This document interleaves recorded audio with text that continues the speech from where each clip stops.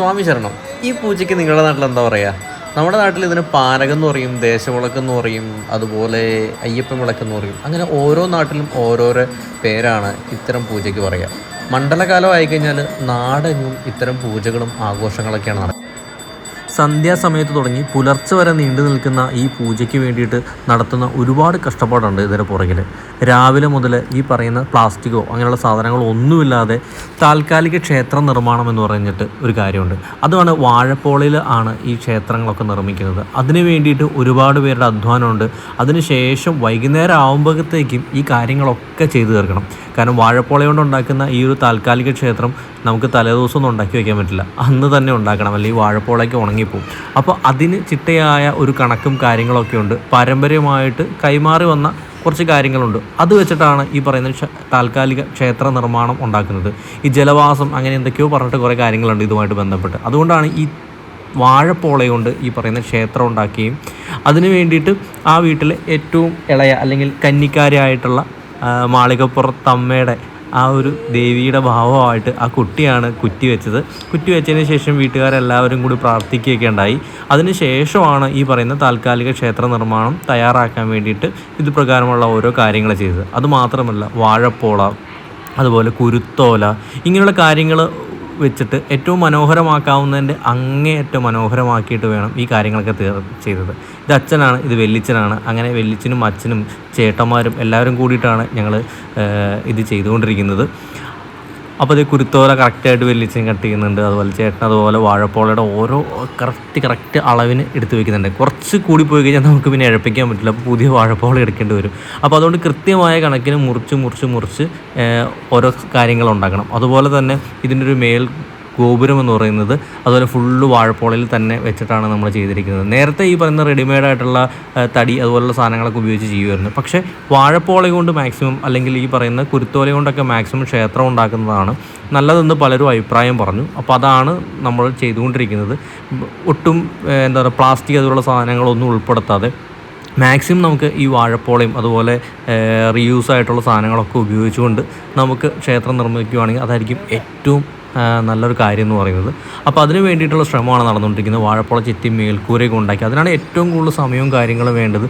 ആ ഒരു കഷ്ടപ്പാടെന്ന് വേണമെങ്കിൽ പറയാൻ പറ്റും. കാരണം ഇത്ര വൈകുന്നേരത്തിനുള്ളിൽ ഒരു 6 മണിക്ക് മുമ്പ് ദീപാരാധന തുടങ്ങും, നമ്മൾ ഫസ്റ്റ് കാണിച്ചില്ലേ. അപ്പോൾ ആ ദീപാരാധനയ്ക്ക് മുമ്പ് ഈ കാര്യങ്ങൾ മൊത്തം ചെയ്ത് തീർത്താൽ മാത്രമാണ് കറക്റ്റ് ടൈമിന് ഈ പറയുന്ന പൂജയും കാര്യങ്ങളൊക്കെ സ്റ്റാർട്ട് ചെയ്യാൻ പറ്റുള്ളൂ. ഇപ്പോൾ ക്ഷേത്രം കൈമാറുന്ന രംഗമാണ്. ക്ഷേത്രം നിർമ്മിച്ചതിന് ശേഷം അതിൻ്റെ ഈ പറയുന്ന തച്ചനിൽ നിന്ന് ക്ഷേത്രം വീട്ടുടമയ്ക്ക് നമ്മൾ കൈമാറുന്ന ഒരു ചടങ്ങ് കൂടിയുണ്ട് വൈകുന്നേരം. ആ ഒരു ടൈമിനുള്ളിൽ ഈ ബാക്കിയുള്ള കാര്യങ്ങളെല്ലാം തീർത്താൽ മാത്രമാണ് നമുക്കൊരു സമയത്ത് ക്ഷേത്രം കൈമാറാൻ പറ്റുള്ളൂ. അപ്പോൾ ഇതിൻ്റെ ശാസ്താംപാട്ടുകാർ വരും, അതുപോലെ ചിന്ത് കളിക്കാർ വരും, പൂജയ്ക്കുള്ള ആളുകൾ വരും. അങ്ങനെയുള്ള എല്ലാവരും അതിന് ശേഷം വരികയും ഈ പൂജയും കാര്യങ്ങളൊക്കെ ആരംഭിക്കുകയും ചെയ്യും. വൈകുന്നേരത്തിനുള്ള ആരംഭിക്കുകയും ചെയ്യും. അതിൽ ക്ഷേത്രം ഇപ്പോൾ കൈമാറിയിരിക്കുന്ന രംഗമാണ് നിങ്ങൾ കാണുന്നത്. അതിനുശേഷം ഒരു കുരുത്തോലം കൊണ്ടുപോയിട്ട് ആ വീട്ടിലെ ഗ്രഹനാഥൻ ക്ഷേത്രത്തിന് എവിടെയെങ്കിലും കൊണ്ടുപോയിട്ട് ഇങ്ങനെ വയ്ക്കും. ഇനിയുള്ള പൂജകളും കാര്യങ്ങളൊക്കെ നടക്കുന്നത് ഈ പെരിയോൻ്റെ നേതൃത്വത്തിലാണ്. ഓരോ നാട്ടിലും ഓരോ പേരാണ് പറയുന്നത്. അപ്പോൾ പെരിയോൻ്റെ നേതൃത്വത്തിലാണ് ഇനിയുള്ള പൂജയും കാര്യങ്ങളും ഒക്കെ നടക്കുന്നത്. അപ്പം വിളക്ക് വയ്ക്കുന്ന ചടങ്ങാണ്. വീട്ടിലുള്ള മാളികപ്പുറത്തെ വിളിച്ചിട്ട് ഓരോ വിളക്കിലും ഓരോ പ്രതിഷ്ഠയുണ്ട്. അപ്പോൾ ഓരോ പ്രതിഷ്ഠയിലും നമ്മൾ ഈ പറയുന്ന പൂജയും കാര്യങ്ങളൊക്കെ വെക്കുന്നുണ്ട്. അപ്പോൾ എല്ലായിടത്തും പോയിട്ട് പ്രാർത്ഥിക്കുകയാണ്, എല്ലാവരും പ്രാർത്ഥിക്കുകയാണ്. അതുപോലെ തന്നെ ദീപാരാധനയുണ്ട്. ആ ദീപാരാധനയോട് കൂടിയിട്ടാണ് വൈകുന്നേരത്തെ ഈ പറയുന്ന പാനക പൂജയ്ക്ക് തുടക്കമാകുന്നത്. പാനക പൂജയ്ക്ക് തുടക്കമായി കഴിയുമ്പോൾ നാട്ടിലുള്ള ആളുകളും ഒക്കെ വരുന്നതാണ്. എല്ലാവരും വരും, സുഹൃത്തുക്കൾ വരും, ബന്ധുക്കൾ വരും, അറിഞ്ഞു കേട്ട് വരുന്ന ആളുകളുണ്ട്. മാലയിട്ട സ്വാമിമാരെന്തായാലും വരും. അവർക്കുള്ള ഭക്ഷണവും കാര്യങ്ങളൊക്കെ ഒരുക്കിയിട്ടുണ്ടാവും. ഇങ്ങനെയുള്ള കുറേ തയ്യാറെടുപ്പുകളും കാര്യങ്ങളുണ്ട്. കലിയുഗവരതനായ ശ്രീ ധർമ്മശാസ്താവിൻ്റെ അയ്യപ്പസ്വാമിയുടെ ചരിതമാണ് ഈ പറയുന്ന പാനക പൂജയിൽ വരുന്നത്. അയ്യപ്പസ്വാമിയുടെ ജനനം അതുപോലെ ജീവിത ചരിത്രങ്ങളാണ് പാട്ടിലൂടെ അറിയിക്കുന്നത്. അതിൻ്റെ ഇടയ്ക്ക് ഈ പറയുന്ന ശാസ്താംപാട്ട്, ചിന്തുപാട്ട്, അമ്മൻകുടം, വിളക്കാട്ടം, മയിലാട്ടം, അങ്ങനെ പല രീതിയിലുള്ള കലാപരിപാടികളൊക്കെ ഈ പറയുന്ന പാനകത്തിൻ്റെ കൂടെ തന്നെ ഉണ്ടാവാറുണ്ട്.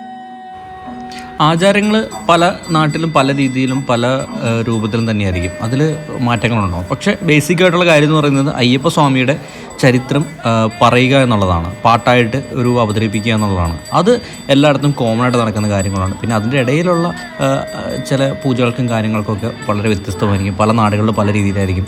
ഇതിപ്പം അയ്യപ്പൻ, ഗണപതി, മുരുകൻ എല്ലാം ഒരു സൈഡിലേക്കാണ് ഫോട്ടോ വെച്ചിരിക്കുന്നതെങ്കിൽ പല സ്ഥലത്ത് ചെല്ലുന്ന നേരത്ത് മുരുകൻ ഇപ്പുറ സൈഡിലേക്കും ദേവിയായിരിക്കും ആ സ്ഥാനത്തിരിക്കുക. അപ്പോൾ അങ്ങനെ പല മാറ്റങ്ങൾ വരും.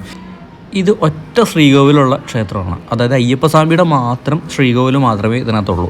അത് ഫുള്ള് വാഴപ്പോളയും ഈ പറയുന്ന കുരുത്തോലയും 18 പടികളോട് കൂടിയിട്ടുള്ള ക്ഷേത്രമാണ്. ഇനി ഇതുപോലെ ഗണപതിക്ക്, ദേവിക്ക്, മുരുകന് അങ്ങനെ സെപ്പറേറ്റ് ക്ഷേത്രങ്ങളുള്ളതുണ്ട്. പിന്നെ കുറേ മറ്റ് സ്ഥലങ്ങളിൽ നമുക്ക് നോക്കിക്കഴിഞ്ഞാൽ എല്ലാ പ്രതിഷ്ഠകൾക്കും ഓരോരോ ക്ഷേത്രങ്ങൾ വീതമുള്ള അമ്പലങ്ങൾ, താൽക്കാലിക ക്ഷേത്രങ്ങളൊക്കെ നിർമ്മിക്കുന്ന സ്ഥലങ്ങളുണ്ട്.